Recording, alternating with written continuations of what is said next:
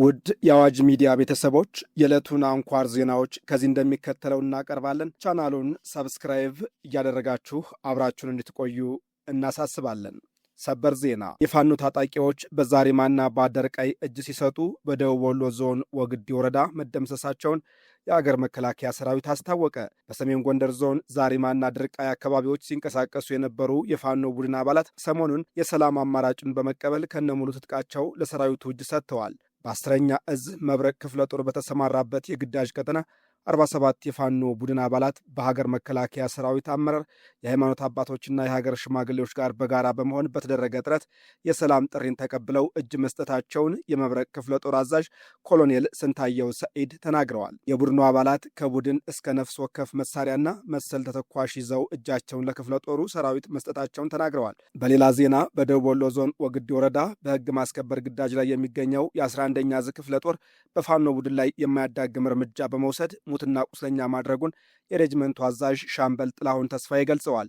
በተመሳሳይ የምዕራብ እዝ ንስር ክፍለ ጦር በቤኒሻንጉል ጉሙዝ ክልል መተከል ዞን ግልገል በለስ ከተማ በህገወጥ ታጣቂዎች ላይ በወሰደው የማያዳግም እርምጃ አባላቱ ሙትና ቁስለኛ ሲሆኑ የቀሩት ደግሞ የታጠቁትን የጦር መሳሪያ በመጣል ለመሸሽ መገደዳቸውን የክፍለ ጦሩ አዛዥ ሌተናል ኮሎኔል በአምላክ ሰንደቄ ተናግረዋል። በቀጣይ መረጃችን ግብፅ በህዳሴው ግድብ ላይ የሸረበችው ሴራ ማክሸፉና አዲስ የተንኮል መንገድ መከተሏ ተገለጸ።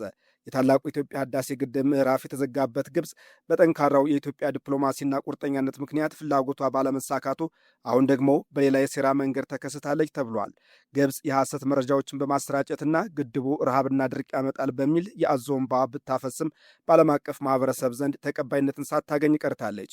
የኢትዮጵያ ስኬትና የኢኮኖሚ እድገት ለግብፅ ታላቅ ሽንፈት በመሆኑ ለዘመናት የሸረበችው የተንኮል ሸፍጥ ግድቡ እንዳይጠናቀቅ ሊያግደው አልቻለም። ከሰሞኑ ደግሞ ግብፅ ከሱዳን ጋር በመናበብ የውሃ መጠን ቀንሱብኛል በሚል አዲስ የሐሰት አቤቱታ ማቅረቧን የታላቁ ኢትዮጵያ ህዳሴ ግድብ ዓለም አቀፍ የምሁራን ጥምረት አባል የሆኑት ጥሩ ሰው አሰፋ ገልጸዋል። እንደ ተመራማሪው ገለጻ ግብፅ በ13ኛው ክፍለ ዘመን ጀምሮ ኢትዮጵያ ከአባይ ወንዝ እንዳትጠቀም ጥረት ስታደርግ የቆየች ቢሆንም በዘመናዊው ዓለም ኢትዮጵያን አሳሪ በሆኑ ስምምነቶች ራሷ ብቻ የውሃ ተጠቃሚ ልሁን ማለቷ በፍጹም ተቀባይነት የሌለው አካሄድ ነው ብለዋል።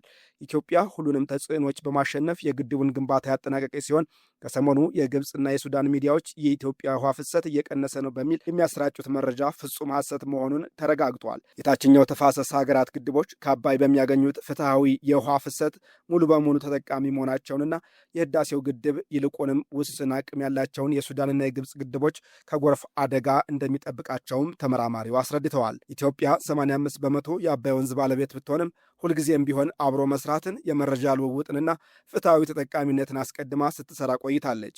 ነገር ግን ግብፅ የኢትዮጵያን በጎ ፍላጎት ወደ ጎን በመተው እኔ ብቻ ተጠቃሚ መሆን አለብኝ የሚል ራስ ወዳድነት የተሞላበት መርህ መከተሏን ቀጥላበታለች።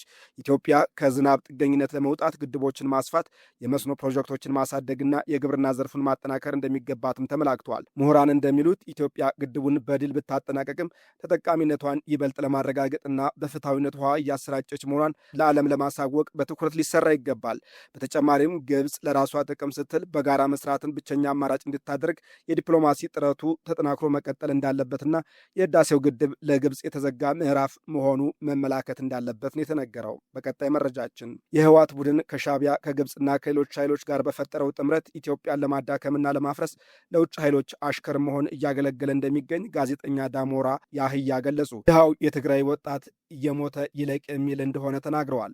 ቡድኑ የሻዕቢያ አሽከር በመሆን ከትግራይ ህዝብ ይልቅ የውጭ ኃይሎችን እያገለገለ ይገኛል ብለዋል። ይህ ጥምረት ኢትዮጵያን ለማዳከምና ለማፍረስ በሻዕቢያና በግብፅ የተቀየሰ ፕሮጀክት መሆኑን የጠቀሱት ጋዜጠኛው የህወሓት ቡድንም የዚህ እኩይ ዓላማ ተላላኪ ሆኗል ሲሉ ገልጸዋል። ኢትዮጵያን ካላፈረስኩ ከሚል አካል ጋር ጥምረት መፍጠር ሀገርን አፈርሳለሁ ከማለት እንደማይለይና ከግብፅ መንግስት ጋር በግልጽም ሆነ በድብቅ ግንኙነት ማድረግ ተቀባይነት እንደሌለው ገልጸዋል። ህወሓት የወርቅ ዘረፋ ዓላማና ወደ 4 ኪሎ እመለሳለሁ የሚል ቅዠት ለማሳካት ሲባል ወጣቶች መሞት እንደሌለባቸው የገለጹት ጋዜጠኛው በምንም መመዘኛ ፍትሐዊ ያልሆነና ጸረ ህዝብነት መሆኑን አረጋግጠዋል። በቀጣይ መረጃችን ኋላ ቀሩና ወንጀለኛው የህወሓት ቡድን ከግል ጥቅሙ ውጭ ሌላ ዓላማ እንደሌለው በተግባር ያሳየ መሆኑን ስምረት ዲሞክራሲያዊ ፓርቲ ገለጸ። ስምረት ዲሞክራሲያዊ ፓርቲ በትግራይ ክልል ወቅታዊ ፖለቲካ ሁኔታና በክልሉ ውስጥ እየታዩ ያሉ ችግሮችን አስመልክቶ መግለጫ ሰጥቷል።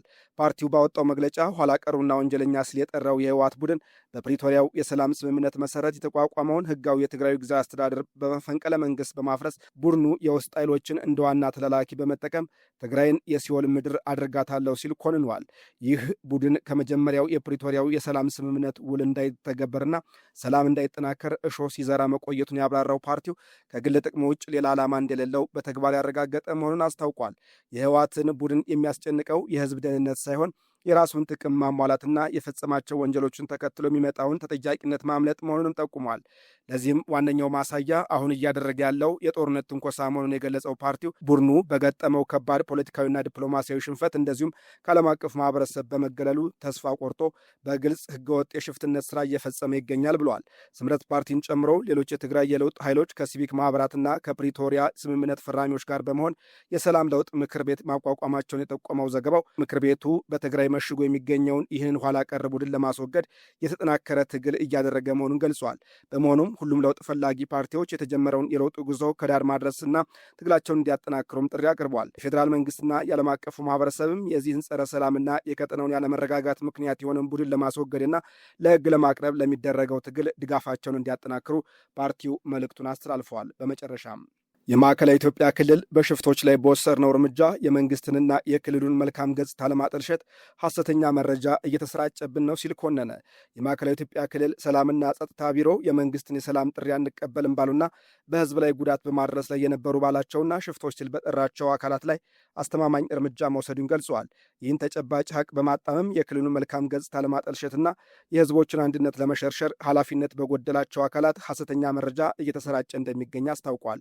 የኢትዮጵያ ክልል ሰላምና ጸጥታ ቢሮ ኃላፊ ተመስገን ካሳ በወቅታዊ ክልላዊ ጉዳዮች ላይ በሰጡት መግለጫ ክልሉ ከተቋቋመበት ጊዜ ጀምሮ የህዝቡን ሰላምና ደህንነት ለማረጋገጥ ቅድሚያ ሰጥቶ እየተሰራ ይገኛል ብለዋል። ሰላምን ለማስፈን ከህዝብና ከባለድርሻ አካላት ጋር በቅንጅት በተሰራው ስራ አበረታች ውጤቶች መመዝገባቸውንና ህብረተሰቡ የ24 ሰዓት እንቅስቃሴ እንዲያደርግ ምቹ ሁኔታ መፈጠሩን አብራርተዋል። ሆኖም በጉራጌ ዞን አበሽጌ ወረዳ በዋልጋና ዳርጌ አካባቢዎች ከተለያዩ ጽንፈኛ ሲል ካነሳቸው ቡድኖች ጋር በመቀናጀት ፋኖን በማለት ጫካ የገቡ ሽፍቶች ንብረት ከመዝረፍና ንጹሐን ከመግደል ባለፈ በባህልና በሃይማኖት ጸያፍ የሆኑ ድርጊቶችን ሲፈጽሙ መቆየታቸውን አቶ ተመስገን ተናግረዋል። እርምጃው ብሔርን ተለይቶ የተወሰደ ነው በማለት በእውነት የራቀና በማስረጃ ያልተደገፈ አሉባልታ በማሰራጨት የክልሉን መልካም ገጽታ ለማጠልሸት እየሰሩ እንደሚገኙ ገልጸዋል። ውድ አዋጅ ሚዲያ ቤተሰቦች ለዛሬ ያዘጋጀነው መረጃ ይህን ይመስል ነበር። ቻናሉን ሰብስክራይብ ማድረጋችሁን አትርሱ። ሰላም ጤና ይስጥልን።